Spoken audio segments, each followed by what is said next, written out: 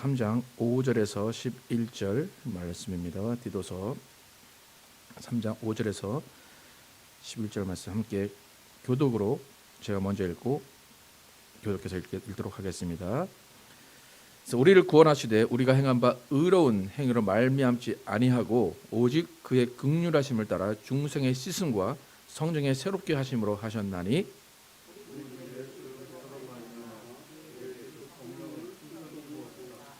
우리로 그의 은혜를 힘입어 의롭다 하심을 얻어 영생의 소망을 따라 상속자가 되게 하려 하심이라.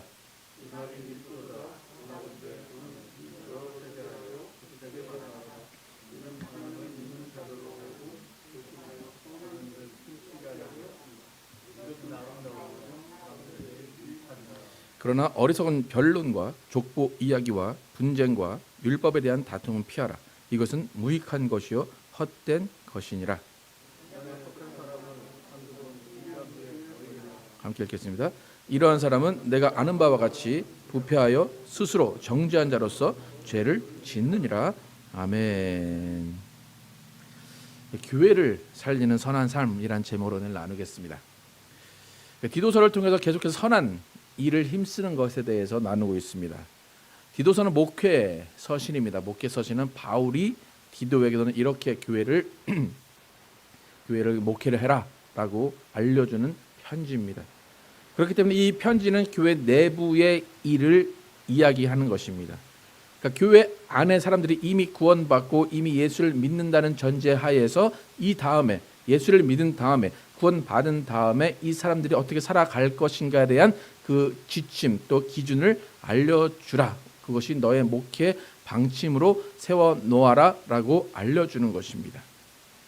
그러니까 구원받은 자들이 믿음 있는 자들이 예수 믿는 자들이 이제는 세상에서 자신의 구원을 실천적인 행함으로 드러내는 것, 실제적인 구원이 이렇게 삶으로 드러난다라고 드러내는 것을 가르쳐라 라는 것이 바울의 가르침입니다. 그래서 디도서에 보면 구원이라는 단어보다 선한 일, 선을 행하는 것, 그런 선한 일에 대한 단어들이 더 많이 나옵니다. 그렇지만 바울은 분명히 구원에 대해서도 강조하고 구원의 신학이 바울은 확실합니다. 바울 신학에서 구원은 중요한 이슈입니다. 하지만 바울이 신학 가운데 구원을 강조하지만 동시에 선한 일을 행하는 것도 강조한다는 것을 우리가 디도서를 통해서 알 수가 있습니다. 근데 바울이 구원에 대해서 강조할 수밖에 없는 이유는 뭐냐면 구원이라는 것이 원래는 이스라엘에게만 주어진다라고 생각했고 예수님은 이스라엘을 위해 오셨다라고 유대인들은 다 생각을 했습니다. 그러니까 메시아가 오신다, 예수님이 아니라 메시아가 오신다라고 유대인들은 생각했습니다. 그런데 바울에게 주어진 임무가 뭐냐면 너희는 이방인에게 가서 이방인에게 구원이 임한다라는 것을 알려줘라 라는 것이 구원에 대한 것이 그 임무가 주어진 것이 바울의 그 사명입니다. 그렇기 때문에 바울에게 있어서 구원이라는 것은 엄청난 이슈입니다. 유대인뿐만이 아니라 이방인에게도 구원이 임한다. 그런데 그 구원을 바울 자신이 전하는 것에 의해서 그 구원이 이루어진다라고 생각했기 때문에 바울에게 있어서 구원은 가장 큰 이슈입니다. 근데 여러분 구원이라는 것에 대해서 유대인의 구원과 이방인의 구원이 약간 차이가 있습니다. 그러니까 이방인에게 있어서 구원과 유대인에게 있어서 구원이 다르다라는 것은 뭐냐면 그 각각 유대인에게 적용되는 죄와 이방인에게 적용되는 죄가 다르다는 것입니다. 또 유대인이 자신 스스로 이것이 죄다라고 느끼는 것과 이방인 스스로 이것이 죄다라고 느끼는 것이 다르고 또 예수님이 말씀하신 유대인에게의 죄와 우리에게의 죄, 이방인에게의 죄는 또 다르다는 것을 알 수가 있습니다. 마태복음 1장 21절 함께 읽어보도록 하겠습니다. 시작. 아들을 낳으리니 이름을 예수라 하라. 그가 자기 백성을 그들의 죄에서 구원할 자이심이니라 하니라. 예수님이 이 땅에 오시는 목적이 뭐라고 합니까? 자기 백성을 그들의 죄에서 구원할 자다. 그러니까 예수님은 백성들을 죄에 있는 백성들을 구하실 죄 사하실 구원자 메시아로 오신다는 겁니다. 근데 지금 자기 백성이라고 말합니다. 이때 자기 백성은 좁혀서 말하면 유대인이고 넓혀서 말하면 인류 전체를 이야기합니다. 지금 마태복음에 나온 본문이기 때문에 우리가 문자적인 의미로 본다면, 신학적인 의미로 본다면 마태복음은 유대인을 대상으로 쓴 것이기 때문에 유대인에게만 적용된다고 첫 번째로 볼 수가 있습니다. 그래서 유대인들, 그들은 죄가 있다는 것이 예수님의 전제입니다. 그죠? 하나님이 예수를 보낸 것은 유대인들 너희의 자기 백성들에게 죄가 있기 때문에 그 죄에서 구원하시려고, 죄를 사하시려고 예수님이 오셨다. 그것은 유대인에게 죄가 있다라는 것이 전제가 됩니다. 그래서 유대인은 죄가 있다. 유대인이 지은 죄는 어떤 죄일까요? 유대인을 예수님이 죄에서 구원하시겠다 했을 때 어떤 죄에서 구원하시겠다라고 말씀하셨을까요? 잘 모르시죠, 그죠? 네. 유대인들에게 예수님이 오셔서 너희 죄를 사할게, 너희를 죄에서 구원할게 라고 한 것은 율법을 지키지 않은 죄입니다. 율법은 이스라엘에게만 주어진 겁니다. 이방인에게, 우리에게는 율법이 주어지지 않았습니다. 그렇기 때문에 우리는 율법을 지키지 않아도 그것이 죄로 여겨지지 않을 수도 있습니다. 근데 반드시 유대인에게는 율법을 지키지 않은 죄가 적용이 됩니다. 여러분, 교회 가운데 여러분은 처음 예수를 믿고 이제 교회에서 훈련을 받을 때 우리에게는 무슨 죄가 있다? 태어나자마자 무슨 죄가 있다? 그렇게 이야기합니까? 원죄가 있다. 근데 유대인들은 원죄를 인정하지 않습니다. 그들은 원죄가 없다. 우리는 원죄를 짓지 않았다. 왜냐하면 그들은 선택받은 민족이다라는 것 때문에 우리는 원죄가 없다. 하지만 무슨 죄는 있는 겁니까? 율법을 따르지 않은 죄는 있다라는 것은 그들은 인정을 합니다. 그래서 율법을 지키지 않으면 그들은 죄인이고, 그래서 율법을 지킬 수 없는 자들, 뭐 가난한 자들, 병든 자들, 그 사람들은 다 죄인이라고 유대인들 스스로가 생각을 합니다. 근데 유대인에게 있어서 삶은 유대인에게 있어서 종교였고 유대인에게 종교는 삶이었기 때문에 율법이라는 것이 그들에게는 그냥 삶의 법입니다. 그러니까 율법을 잘 지키면 또 삶도 의로워지고 선해진다는 것이 유대인의 삶의 방식입니다. 율법 학자들 또 바리새인들은 그 율법을 연구하고 그 세부 항목들을 정하고 그것을 지키려고 노력한 사람들입니다. 그렇기 때문에 특히 유대인에게 있어서 그 바리새인이나 율법 학자들은 정말로 그 철저하게 율법을 지키는 사람들이었습니다. 그렇다면 그들이 생각할 때, 바리새인과 그 율법 학자들의 입장에서 볼 때 그들은 죄가 있다고 생각할까요? 없다고 생각할까요? 죄가 없다고 생각합니다. 그들은 의롭다고 생각할까요? 악하다고 생각할까요? 악하다고 생각하지 않고 절대로 의롭다라고 생각합니다. 그렇다면 그들은 구원에 대한 확신이 있을까요? 없을까요? 100% 구원의 확신이 있습니다. 그래서 그들은 메시아를 기다렸는데 메시아를 기다린 이유, 여러분 예수님이 왜 오셨다고 말씀하십니까? 죄를 사하러 오셨다. 그런데 이 유대인에게 있어서 바리새인이나 율법학자에 있어서는 그들은 죄가 없기 때문에 나는 의롭다, 나는 율법을 다 지켰다라고 하기 때문에 그런 죄를 사하러 오시는 메시아는 필요가 없는 겁니다. 그러니까 그들이 기다리는 메시아는 어떤 메시아입니까? 왕이고 그들의 나라를 통치하고 회복해서 이스라엘 왕국을 만드실 메시아를 기다린 겁니다. 그러니까 자기 백성을 죄에서 사하실 예수님은 그들과 전혀 관계없는 자입니다. 그러니까 자신들과 상관없는 존재였기 때문에 그를 미워했고 오히려 그들에게 죄인이다, 이런 독사의 자식들아 라고 욕하니까 예수를 죽인 겁니다. 그러니까 그것은 뭐냐면 유대인들이 생각하고 유대인들이 바라보던 죄에 대한 인식과 예수님이 그들에게 알려줬고 예수님이 바라보시는 죄에 대한 인식이 달랐다는 것입니다. 그러니까 예수님께서는 유대인들, 특히 바리새인과 율법학자들, 나는 죄 없다라고 하는 사람들을 구원하러 오셨는데 그들은 죄가 없어요. 스스로 생각하기에. 그러니까 그들을 어떻게 해야 됩니까? 죄가 있다라고 만들어야 됩니다. 그들을 죄인으로 만들어야 예수님이 이 땅에 오신 이유가 합법적으로 성립이 됩니다. 그러니까 예수님과 바리새인, 예수님과 그 율법 학자들이 어떤 충돌을 했는지 요한복음 9장 39절에서 41절 함께 읽어보겠습니다. 함께 읽겠습니다. 시작.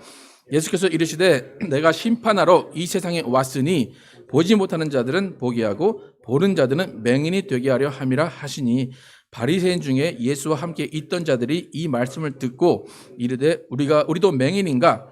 예수께서 이르시되 너희가 맹인이 되었더라면 죄가 없으려니와 본다고 하니 너희 죄가 그대로 있느니라. 바리새인 율법 학자들은 우린 죄가 없어. 우리는 소경이 아니야. 우리는 밝게 다 알고 있어. 근데 예수님은 너희가 맹인이야. 그렇게 얘기하는데 이제 그거를 이제 예수님의 그 의도를 안 거죠. 그러니까 저 사람 왜 저런 말을 하지라고 하는데 예수님이 오히려 너희가 오히려 맹인이었으면 죄가 사해질 것이다. 그렇게 얘기하지만 너희가 맹인이라는 생각을 안 하기 때문에 너희는 죄가 그대로 있다. 그러니까 예수님의 입장에서는 바리새인들은 죄가 있는 거니까 없는 겁니까? 있습니다. 근데 바리새인 자신의 입장에서는 우리는 죄가 없다. 그 이유는 그 근거는 뭡니까? 우리는 율법을 철저하게 지켰다. 그겁니다. 그러니까 유대인의 입장에서는 자꾸 죄 없는 나에게 죄 있다고 자꾸 말하는 그 예수님이 미운 거예요. 그러니까 결국 예수님을 죽입니다. 근데 예수님을 유대인들이 죽였습니다. 그 전까지는 예수를 죽인 것에 대한 죄의식도 없고 후회도 없고 잘못했다는 생각이 전혀 없습니다. 예수를 죽인 그때까지는 자신들은 의롭게 예수를 죽인 겁니다. 자신들이 의로운 의미로 예수를 죽였다. 정정당당합니다. 그렇게 되면 예수님이 이 땅에 오셔서 유대인들의 죄를 사하려 오셨다고 하는데 죄가 사해진 건가요? 예수님이 죽으셨어요. 그죠? 그럼 그들의 죄를 고백하지 않았잖아요. 죄가 뭔지를 몰랐잖아요. 그럼 예수님이 이 땅에 오셔서 그 죄에서 구원할 그 일이 이루어지지 않은 거예요. 근데 예수님이 죽으시고 부활하신 이후에 이스라엘의 회개가 일어납니다. 우리가 너무나 잘 아는 그 베드로의 설교를 쭉 들여다보면 베드로가 쭉 이야기를 장황하게 합니다. 구약을 갖다가 쭉 이야기를 하고 그 다음에 이야기하는 것이 뭐냐면 이런 메시아, 이 예수를 너희가 죽였다. 그렇게 얘기합니다. 메시아가 이 땅에 왔는데 너희가 그렇게 기다리는 메시아가 왔는데 너희가 메시아를 죽였다. 라고 하니까 그 다음에 유대인들의 반응은 뭐냐면 그들의 마음이 찔렸다 그럽니다. 마음이 찔렸다는 건 뭡니까? 이제부터 죄의식이 생겼다는 겁니다. 그러니까 그 전까지는 나는 의로워. 나는 율법을 다 지켰어. 나는 어떻게 하든 구원을 받을 수 있어. 나는 죄가 없어. 마음에 찔림이 없어. 그런데 예수가 죽고 부활하신 이후에 제자들이 나가서 복음을 전했더니 그들의 마음이 찔렸다는 겁니다. 그들의 마음에 찔리게 된 원인은 뭡니까? 예수가 죽으신 겁니다. 그러니까 예수님의 죽으심이 사랑이다라고 이야기합니다. 근데 유대인에게 예수님의 죽음이 사랑이 된 이유는 뭐냐면 그들에게 죄가 뭔지를 죽음으로 깨닫게 하셨다는 겁니다. 그러니까 비로소 예수님이 죽어서야 유대인들은 이게 죄였구나. 내 마음이 찔리는구나. 내가 이렇게 살면 안 됐었구나 라는 회개를 하게 된 것입니다. 그러니까 예수님이 죽으면서까지 죽어야지만 그들이 죄인이 된 겁니다. 그러니까 죄인이 돼야 구원이 성립이 되기 때문에 예수님은 죽으심으로 인해서 유대인들을 살리신 겁니다. 그것이 예수님의 사랑입니다. 그러니까 행위가 워낙 철저했던 유대인들, 철저하게 율법을 지키려고 했던 유대인들, 그 유대인들에게 예수님은 죽음으로 그들에게 죄가 무엇인지를 자각하게 하신 겁니다. 그렇다면 우리에게, 이방인에게는 어떤 죄가 적용이 되고 예수님은 우리에게 어떤 죄가 있다 그렇게 말씀하실까? 요한복음 16장 7절에서 11절 함께 한번 읽어보겠습니다. 시작. 그러나 내가 너희에게 실상을 말하노니 내가 떠나가는 것이 너희에게 유익이라. 내가 떠나가지 아니하면 보혜사가 너희에게로 오시지 아니할 것이요 가면 내가 그를 너희에게로 보내리니 그가 와서 죄에 대하여 의에 대하여 심판에 대하여 세상을 책망하시리라. 죄에 대하여라 함은 그들이 나를 믿지 아니하며 의에 대하여라 함은 내가 아버지께로 가니 너희가 나를 다시 보지 못하며 심판에 대하여라 함은 이 세상 임금이 심판을 받았음이라. 이 이야기는 성령이 오신 후에 깨닫게 하시겠다, 책망하시겠다 그거니까 성령이 오신 후니까 유대인입니까? 저희에 대한 이야기입니까? 우리에 대한 이야기입니다. 그러니까 성령이 오신 후에 죄에 대한 심판, 무엇이 죄라고 하십니까? 예수를 믿지 않는 것이 죄다. 그러니까 유대인들은 율법을 어기는 것이 죄다라고 생각했는데 그들은 율법을 어기지 않는 노력을 했기 때문에 나는 죄인이 아니야, 난 의인이야. 그래서 자신이 죄를 못 깨달아요. 그러니까 예수님이 어떻게 했다고요? 죽어서 그들에게 죄를 깨닫게 하신 거예요. 근데 이방인들에게 이제 예수님이 나타나셔서 너희는 죄인이다라고 말할 때 예수님이 어떤 기준으로 말씀하신다는 겁니까? 나를 믿지 않은 게 죄야. 근데 잘 보십시오. 우리 다 이방인이죠, 그죠? 여러분 예수 믿을 때 예수님 내가 예수를 믿지 않아서 죄송합니다. 고백하신 적 있으십니까? 예수 믿지 않은 죄를 용서해 주십시오. 처음에 죄사함 받을 때 그렇게 기도하신 적 있으십니까? 어떻습니까? 예수 믿지 않은 죄를 용서해 주십시오. 한번 기도해 보신 적 있으신 분? 저는 이제 새신자들 오면은 그 영접 기도하거나 성령 받게 할 때 그걸 계속 얘기를 시키거든요. 그동안 예수님 나를 창조하셨는데 그걸 모르고 지낸 그게 죄입니다라고 설명을 하는데 여러분 혹시 그 예수를 믿지 않은 죄를 회개하시면서 구원을 받으셨는지 한번 생각을 해 보시기 바랍니다. 저는 초등학교 3학년 때 이제 성령을 받고 이제 그 전에 회개를 많이 했겠죠. 근데 이제 선생님들이나 앞에 강사들이 하는 말이 뭐냐면 친구랑 싸운 죄를 회개하십시오. 부모에게 뭐 욕한 죄, 부모의 말을 듣지 않은 죄, 거짓말한 죄를 회개하십시오. 그래가지고 그 마음의 찔림이 그것들로 찔림을 얻습니다. 그래서 이렇게 되면 내가 예수님이 안 좋아하시겠구나, 나는 지옥 가겠구나. 그래서 어린 마음에 그런 죄들을 회개합니다. 또 대부분의 교회에서는 아까 말씀드린 대로 원죄, 당신은 태어난 게 죄입니다. 태어날 때부터 죄인입니다. 또 뭐 자범죄들, 뭐 거짓말한 것들, 그런 누구 훔친 것들, 그런 것들을 내세우면서 양심의 찔림을 줌으로 인해서 나는 죄인입니다 고백하고 예수를 영접하게 합니다. 예수님 말씀하신 죄는 너희가 나를 믿지 않는 게 죄야. 반대로 생각하면 우리가 지금까지 회개했던 죄는 뭡니까? 예수님의 입장에서는 회개를 해도 되고 안 해도 되는 죄라고 볼 수가 있습니다. 예수님만의 원칙을 나를 믿지 않는 게 죄다, 너희가 먼저 그걸 회개해라 라고 했다면 우리는 아무도 구원을 받을 수가 없을 겁니다. 그럼에도 불구하고 우리가 구원을 받은 것은 뭡니까? 우리 입장에서 그냥 어떤 것이든지 마음에 찔리기만 하면 예수님이 너 죄인으로 고백만 해, 그러면 구원해 줄게 라고 예수님이 대단히 넓힌 스펙트럼으로 죄를 설정해 놓으셨다는 겁니다. 이것은 뭐냐면 어떻게 해서든지 예수님이 우리를 구원하기로 작정하셨다는 겁니다. 너희가 나를 믿지 않는 것이 죄인데 그걸 몰라도 되고 그냥 뭐 훔친 거 있는지, 누구 부모님 말 안 들었는지, 친구랑 싸웠는지 그 죄만 회개하고 그 조그만 것이라도 죄인임을 느끼기만 하면 내가 너를 구원해 줄게 라는 것이 구원입니다. 예수님은 죄를 정죄하고 심판하려고 오신 것이 아니라 예수님이 쳐놓으신 그 죄인의 그물에 아무나 걸리면 걸린 그 사람들 다 구원하시기 위해서 예수님은 죄에 대한 설정을 상당히 낮추신 겁니다. 그러니까 여러분이 원죄를 고백했던, 여러분의 친구와 싸운 걸 고백했던, 아니면 누구를 미워한 것, 마음으로 미워한 것을 고백했던 죄인이라는 그 찔림이 있었기만 하면 예수님은 여러분을 용서해 주시고 구원하신다는 겁니다. 여러분 제가 이 설명을 왜 하는지 여러분 좀 의도를 아시겠습니까? 여러분 혹시 나는 죄인입니다. 그래서 예수님 나를 구원해 줄 수 있을까? 난 이런 죄도 지었고 저런 죄도 지었고, 여러분 알게 모르게 지은 죄를 회개한다고 기도 많이 하죠, 그죠? 네. 여러분에게 남아 있는 죄 회개 안 되면 여러분 구원 받을 수 있을까요? 없을까요? 어떨까요? 그러니까 우리의 항상 여러분 모르겠어요. 저 같은 경우는 계속 그런 부담감이 있어요. 내가 이 죄를 지었는데 이 죄를 회개하지 않아서 예수님이 이 죄 때문에 나를 구원하지 않으시면 어떡하지? 내가 회개하지 않은 죄 때문에 구원을 안 하시면 어떡하지? 라는 그런 부담감이 있었어요. 예수님은 워낙에 죄의 기준을 높이 잡아 놓으셨다는 거예요. 나를 믿지 않는 게 죄야. 그런데 이걸 나를 믿지 않는 것이 죄다라는 것을 몰라도 어떤 죄를 가지고 회개해도 예수님은 다 용서하시고 그것 때문에 우리를 구원하시겠다라고 말씀하신다는 겁니다.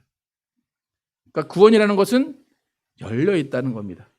어떤 정말 조그만 죄라도 찔리고 회개만 하면 구원을 받을 수 있다는 겁니다. 그러니까 여러분이 예수님이 높게 기준을 잡으셨기 때문에 여러분은 어떤 방법으로 회개하고 어떤 방법으로 예수님을 찾아도 예수님은 여러분을 만나주시고 구원을 해 주신다는 겁니다. 그것이 오늘 본문에서 설명을 합니다. 5절, 6절, 7절 함께 읽어보겠습니다. 시작. 우리를 구원하시되 행한 바 의로운 행위로 말미암지 아니하고 오직 그의 긍휼하심을 따라 중생의 씻음과 성령의 새롭게 하심으로 하셨나니 우리 구주 예수 그리스도로 말미암아 우리에게 그 성령을 풍성히 부어주사 우리로 그의 은혜를 힘입어 의롭다 하심을 얻어 영생의 소망을 따라 상속자가 되게 하려 하심이니라. 유대인이 죄를 모르니까 찔림이 없으니까 예수님이 죽어서라도 찔림을 준 것처럼 우리도 정말로 예수를 믿는 것이 예수를 믿지 않는 것이 죄인데 그걸 모르니까 어떤 죄라도 회개만 하면 예수님이 구원을 해주시는 겁니다. 그러니까 우리의 행한 바 의로운 행위로 말미암지 않고 그 다음에 은혜로 예수님이 우리를 구원해 주시는 겁니다. 그러니까 시험 답안지를 다 알려주고 시험을 보는 것과 똑같습니다. 그러니까 이렇게 우리에게 구원은 너무나 큰 은혜로 주어지는 겁니다. 여러분 구원이 은혜다라는 것을 이해를 하시기 바랍니다. 여러분이 정말 어떤 행위, 어떤 고백, 어떤 아무것도 없어도 나는 죄인입니다라는 그 하나만 정말 조그만 것만 있어도 여러분은 구원 받으신 겁니다. 그러니까 여러분 구원에 대해서 의심할 필요가 없습니다. 여러분 죄인이십니까? 아닙니까? 그러니까 구원받기 전에 죄인이셨습니까? 그러면 여러분은 예수님만 찾으면 구원 받는 겁니다. 거기에 뭐 구원이 언제 몇 날 며칠 구원을 받았나 어떤 확신이 있나 전혀 필요가 없다는 거예요. 왜요? 예수님의 기준은 워낙에 높았어요. 그렇기 때문에 여러분이 만약 그 기준을 따라서 했다고 하면 아무도 구원 못 받아요. 하지만 예수님은 그 기준보다 다 낮춰서 여러분을 구원하셨기 때문에 어떤 누구든지 죄를 조그만 것만 회개해도, 그러니까 아이들, 그 정말 죄 없는 그 아이들이 엄마 말 안 들었어요라는 그 죄 하나만을 고백해도 눈물을 흘리면서 예수를 믿을 수 있는 이유가 예수님이 구원을 그렇게 열어놓으셨기 때문입니다. 만약에 여러분이 이렇게 모든 가능성을 열어두셨는데 구원은 아무나 받는 게 아니야, 구원은 그렇게 받는 게 아니야, 구원은 정말로 예수를 고백해야 되고 예수를 정말로 잘 믿어야 구원받아 라고 한다면 바리새인들이 자신들이 의롭다라고 생각한 것과 똑같은 겁니다. 어떻게 보면 예수님이 우리를 구원하시기 위해서 억지로 짜 맞추신 거예요. 유대인들을 구원하시기 위해서 죽으신 것처럼 우리를 구원하시기 위해서 야 조그만 죄라도 있으면 고백만 해, 그렇게 짜 맞추신 거예요. 하지만 우리에게는 그 은혜는 참 큰 겁니다.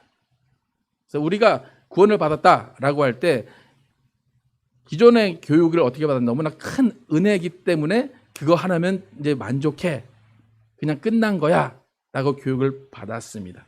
그러니까 모든 것이 다 끝난 것처럼 교육을 받았다는 겁니다. 예수님 모든 것을 주시고 우리를 구원해 주셨다면, 이미 받은 구원이 있다면 그 다음에는 아직 완성되지 않은 구원이 남아 있다는 겁니다. 여러분 구원이라는 것은 어차피 꿈 같은 겁니다. 여러분 구원이 실제적으로 느껴지십니까? 구원은 꿈 같은 겁니다. 그렇기 때문에 우리가 구원을 받았다라는 것이 꿈 같다면 그 꿈을 깬 다음의 과정이 반드시 필요하다는 겁니다. 여러분 신혼의 단 꿈을 꾼다 그러죠? 신혼의 단 꿈은 얼마나 가면 깨지나요? 아직 여전히 신혼이시죠, 그죠? 네. 맞습니까? 네. 신혼의 단 꿈이 얼마나 깨집니까? 저는 꿈을 꿔본 적이 없는 것 같기도 한데 신혼의 단 꿈은 깨지면 그 다음은 뭡니까? 삶입니다. 그게 우리가 구원을 받은 건 꿈 같은 구원을 받았다면 그게 깨지면 그 다음 뭘 살아야 돼요? 구원받은 자의 삶을 살아야 됩니다. 그러니까 수십 년의 구원받은 다음의 삶을 사는 것이 더 중요하다는 겁니다. 여러분 당연히 교회에서는 선한 일을 하십시오, 선하게 사십시오라고 말을 합니다. 그런데 선한 일을 하지 않는다고 해서 구원이 취소되거나 선한 일을 하지 않는다고 해서 벌을 받거나 그렇지 않기 때문에, 강제성이 부여되지 않기 때문에 우리는 구원받는 게 더 중요하고 선한 일은 그냥 예외로, 그냥 옵션으로 생각을 합니다. 여러분 차를 구입하실 때 보면 겉모양은 똑같습니다. 엔진도 똑같습니다. 그런데 그 MSRP라고 하는 가격이 어떨 때는 $10,000까지 차이가 납니다. 똑같은 엔진이고 똑같은 겉모습이 똑같은 차인데 똑같은 크기인데 MSRP가 달라집니다. 그 이유는 뭘까요? 옵션의 차이입니다. 여러분 차 살 때 기준이 다 다릅니다. 그죠? 그래서 어떤 분들이 차를 살 때 기준은 뭐냐면 차는 달리기만 하면 돼. 여름에 에어컨 나오면 되고 겨울에 히터 나오면 돼. 그렇게 생각하시는 분. 네. 어떤 분들은 그건 당연한 거지. 차는 당연히 달려야 되고 에어컨 나와야 되고 히터 나와야지. 근데 차는 옵션이야. 럭셔리하게 타고 다녀야 되고 조작이 쉬워야 되고 그 썬루프가 있어야 되고 뭔가 뽀대가 나야 돼. 그런 분들이 있습니다. 여러분 우리의 신앙관이 지금 그런 기준으로 가고 있지 않는가 생각이 듭니다. 구원은 필수고 선행은 옵션이야. 그러니까 없어도 돼. 난 구원만 받으면 돼. 라고 신앙의 기준이 그렇게 잡혀있지 않은가 생각을 해보시기 바랍니다. 오히려 바울은 지금 구원은 예수님이 다 은혜로 주신 것이기 때문에 그냥 필수로 주신 거야. 그러니까 너희가 아무것도 한 게 없어. 그러니까 그 다음에 옵션으로 주어진 선행을 너희가 더 열심히 하는 것이 진정한 신앙이야 라고 바울은 말하고 있습니다. 여러분 제가 이렇게 선을 행하는 것을 계속 말하지만 이것은 강제가 아닙니다. 그러니까 여러분이 안 하셔도 상관이 없습니다. 그러니까 법과 도덕의 차이랑 비슷해요. 법은 안 지키면 강제적으로 여러분이 벌금을 내든지 감옥에 갑니다. 그런데 도덕은 안 지키면 그냥 조금 욕만 먹고 맙니다. 근데 도덕을 안 지키면 사람과의 관계가 나빠지고 여러분의 평판이 나빠질 수밖에 없습니다. 그래서 오늘 8절에 보면 하나님을 믿는 자들로 하여금 조심하여 선한 일을 힘쓰게 하려 함이라 이것은 아름다우며 사람들에게 유익하니라. 바울이 선한 일을 힘쓰라 그렇지 않으면 지옥 간다 라고 말하지 않아요. 너희가 선한 일을 힘써라 그러면 어떻게 된대요? 아름다우며 사람들에게 유익하다. 그러니까 옵션이라는 얘기입니다. 옵션이지만 이것은 우리의 신앙 가운데 너무나 중요한 것입니다. 저는 이 본문을 지난주에도 했지만 이번 주에 다시 한번 읽으면서 이 본문이 그전엔 좀 무섭게 다가왔는데 이 본문이 바울이 이 본문을 쓰면서 되게 즐거워했을 거라는 생각이 들어요. 미소를 지으면서 쓰지 않았을까 하는 생각이 들어요. 하나님 믿는 자들, 예수를 주라 고백한 자들이 모여서 이렇게 조심해서 선하는 일을 힘쓰면 얼마나 아름다워질까, 얼마나 기쁜 사회가 되고 얼마나 기쁜 교회가 될까라고 바울이 너무나 희망 가운데 쓴 것 같습니다. 여러분 하나님을 믿는 자들이 모인 교회, 조심하고 선한 일을 힘쓴다면 얼마나 아름답고 얼마나 기쁜 교회가 되겠습니까? 여러분 그런 모습을 상상해 보신 적이 있습니까? 다들 모여서 조심하고 선한 일을 힘쓰면서 막 즐거워하는 그런 교회. 제가 건축을 진행을 하면서 교회 건물이 지어지면 어떤 일이 벌어질까라고 많은 상상을 많이 합니다. 그리고 이건 이렇게 하면 좋겠다, 여기는 뭐 이렇게 하면 좋겠다라고 상상을 하는데 제가 와이프한테 그걸 좀 얘기를 하거든요. 그러면 무슨 말을 하냐면 왜 이렇게 놀 생각만 하냐고 그래요. 왜 교회에서 놀 생각만 하냐고. 네. 당연히 예배는 하고 당연히 기도는 다 합니다. 그런데 그 다음에 우리가 어떤 선한 일을 하고 함께 모여서 어떻게 즐겁고 어떻게 아름다운 일을 할까에 대한 상상을 하게 되면 상당히 기쁜 것을 깨닫게 됩니다. 여러분 성령 충만, 오늘도 바울이 성령을 풍성히 부어줬다라고 하잖아요. 성령을 풍성히 부어주시고 성령 충만하게 하신 이유는 혼자 느끼라고 하는 것이 아닙니다. 성령 충만은 다 같이 느끼는 겁니다. 성령 충만은 다 같이 있을 때 그 성령의 바람을 느끼고 그 성령의 뜨거움을 함께 느끼는 겁니다. 성령을 나 혼자만 뜨겁게 느끼면 그것은 진정한 성령 충만이 아닙니다. 믿는 자에게 성령을 풍성히 주어주신 것은 성령의 따스함을 나누라는 겁니다. 여러분 구원 받으셨다면 선한 일을 하는 상속자가 되신 겁니다. 여러분 구원 받으셨다면 성령을 풍성히 받으신 겁니다. 여러분 구원 받으셨다면 교회를 살리는 일을 참여하라고 예수님이 부르신 것입니다. 여러분 구원 받으셨다면 그 구원의 은혜 실감하면서 그 구원의 은혜의 실제를 선한 일로 드러내시기 바랍니다. 그래서 어떻게 해서든지 구원하시려는, 어떻게 해서든지 죄인을 만드셔서 구원하시려는 그 예수님의 사랑, 그 은혜 깨달으시고 그 은혜 가운데 사시면서 어떻게 해서든지 조심해서 착한 일을, 선한 일을 행하시는 여러분과 제가 되기를 예수의 이름으로 축복합니다. 함께